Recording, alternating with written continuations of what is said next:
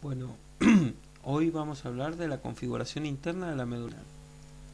Bueno, vamos a basar la charla en describiendo primero el aspecto morfológico de la sustancia blanca y sustancia gris, luego sus núcleos y luego los haces y fibras que pasan por la sustancia blanca. Como todos sabemos, la médula espinal tiene una región posterior y una región anterior. En el esquema vemos entonces por arriba la región posterior y por abajo la región anterior. Hacia los lados vemos emerger las raíces que van a formar el nervio raquídeo. Se observa que la médula espinal presenta un núcleo de sustancia gris en forma de H o de mariposa rodeado de sustancia blanca. En la sustancia blanca, a nivel del surco medio posterior, vemos emerger un septo o una fisura posterior que tabica el cordón posterior en dos mitades, una derecha y otra izquierda. Por delante vemos la fisura media anterior que deja una comunicación entre los dos cordones anteriores de la médula espinal que se denomina comisura blanca anterior. Esta forma en H de la sustancia gris se describe en 3 o 4 partes. En el centro existe una comisura que une las dos masas laterales de la sustancia gris que se denomina comisura gris central. Hacia los lados, las masas laterales presentan un asta posterior,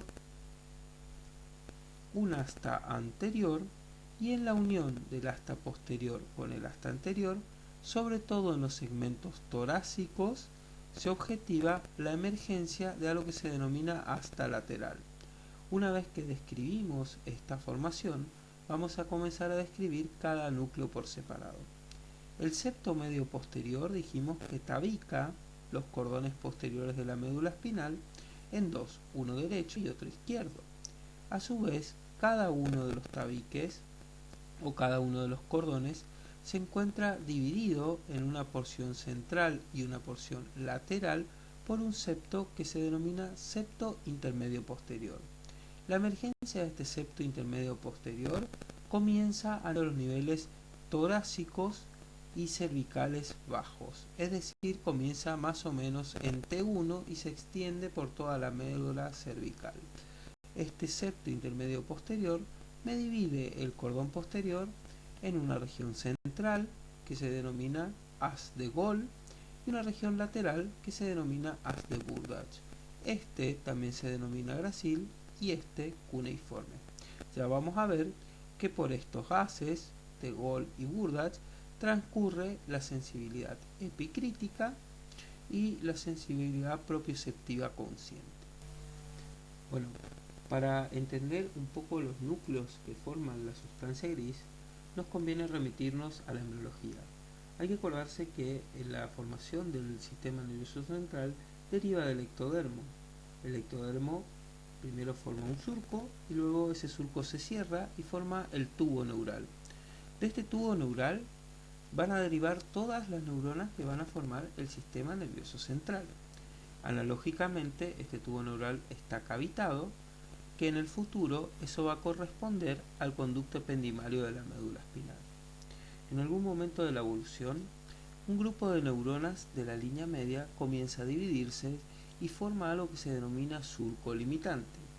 Básicamente ese surco limitante lo que va a hacer es tabicar las funciones de los grupos neuronales. Los neuronas que se encuentran por detrás de este surco limitante se van a abocar exclusivamente a recibir sensaciones de distintas partes del cuerpo. Es decir, que estas neuronas van a ser sensitivas. Las neuronas que se encuentran mirando al vientre del embrión, es decir, las basales, se van a abocar a llevar una función motora a distintas partes del cuerpo. Es por eso que cuando veamos configuración interna de la médula espinal, las neuronas que están por detrás son sensitivas y las neuronas que están por delante son motoras.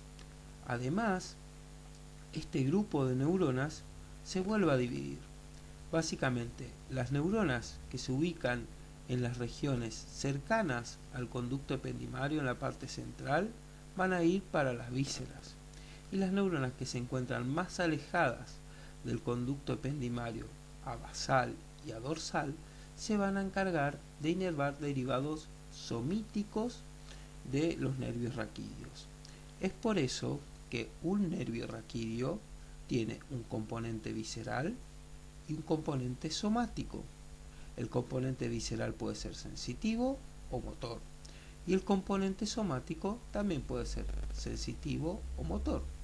Por esta explicación embriológica también nos daremos cuenta que las astas posteriores de la médula espinal son sensitivas, las astas anteriores de la médula espinal son motoras, y lo que queda cercano al conducto del epéndimo o en la línea media del conducto ependimario es visceral.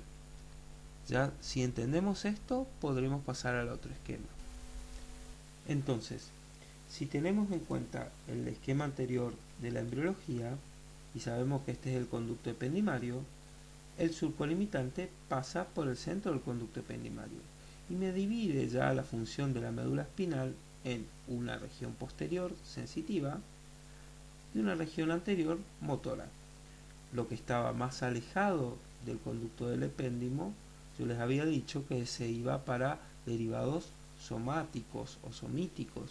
Entonces, las regiones más laterales de la región posterior va a ser sensitivo somático, las regiones más anteriores motores somáticos, y lo que queda circundando al conducto ependimario es visceral, sensitivo y motor.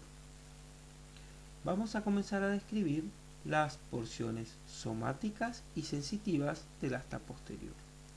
Los núcleos que aparecen en estas porciones son, en la parte más posterior, un grupo de núcleos que se denomina estrato zonal de Waldeyer y que se corresponde con el tacto grueso.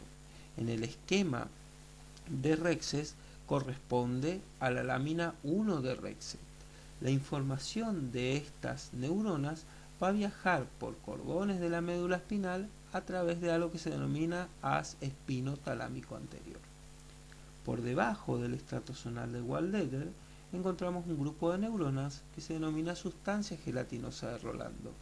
Básicamente eso corresponde a la lámina 2 de Rexet, va a ser encargado de transmitir la información termoalgésica y viaja a través del haz espinotalámico lateral. Por debajo de esta sustancia gelatinosa de Rolando encontramos los núcleos propios del asta posterior, que se corresponden con las láminas 3 y 4 de Rexet, son encargados de percibir la propiocepción y las sensaciones vibratorias, la propiocepción consciente. La columna de Clark y de Bechereus es encargado de recibir la propiocepción inconsciente y viaja por haces espinocerebelosos anteriores y posteriores. Se corresponde con la lámina 6 de Rexet.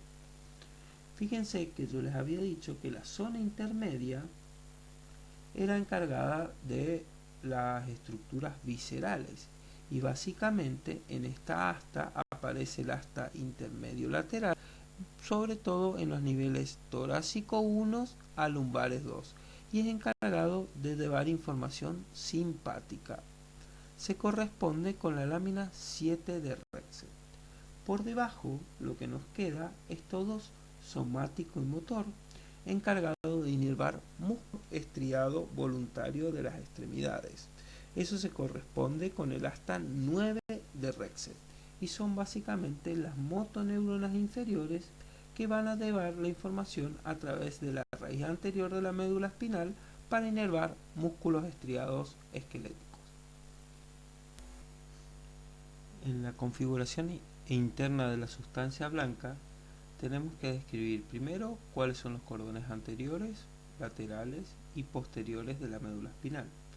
El cordón anterior de la médula espinal es el que se encuentra ubicado entre la emergencia de la raíz anterior del nervio raquídeo y la fisura media anterior. El cordón lateral de la médula espinal es el que se encuentra ubicada entre la emergencia de la raíz anterior y el ingreso de la raíz posterior de la médula espinal. Y el cordón posterior es el que se ubica entre el ingreso de la raíz posterior y el surco medio posterior de la médula espinal. De esta manera vamos a ver que los haces sustancia blanca de la médula espinal van a estar ubicados en los distintos cordones de la siguiente manera. En el cordón anterior encontramos los haces córtico-espinales anteriores destinados al movimiento voluntario de los músculos esqueléticos. También encontramos el haz espinotalámico anterior, que transmite la información del tacto grueso, y el haz vestíbulo espinal, que es un haz que nos indica el control del equilibrio en el cuerpo. En el cordón lateral encontramos el haz espinotalámico lateral, que transmite información termoalgésica, el haz rubroespinal y el haz córtico-espinal lateral. Este haz córtico-espinal lateral se encarga del control motor voluntario de los músculos estriados. El haz rubroespinal trae información para regular el tono muscular de los músculos flexores para el movimiento coordinado de los miembros. Los haces córtico-espinales o espinocerebelosos anteriores y posteriores son los encargados de traer la sensibilidad profunda inconsciente. Por último, en el cordón posterior encontramos los haces de Gold y Burdach, encargados de traer la información del tacto fino y la propiocepción consciente de los miembros y del tronco. Fíjense que el haz de Burdach es este que se encuentra acá y es el encargado de traer la información propioceptiva consciente y el tacto fino de segmentos medulares de T6 para arriba, es decir que va a traer la mitad superior del tronco y el miembro superior. Y el haz de Gold trae los segmentos de medulares desde T6 para abajo, es decir que va a traer el tacto fino y la propiocepción consciente de la mitad inferior del tronco y de los miembros inferiores.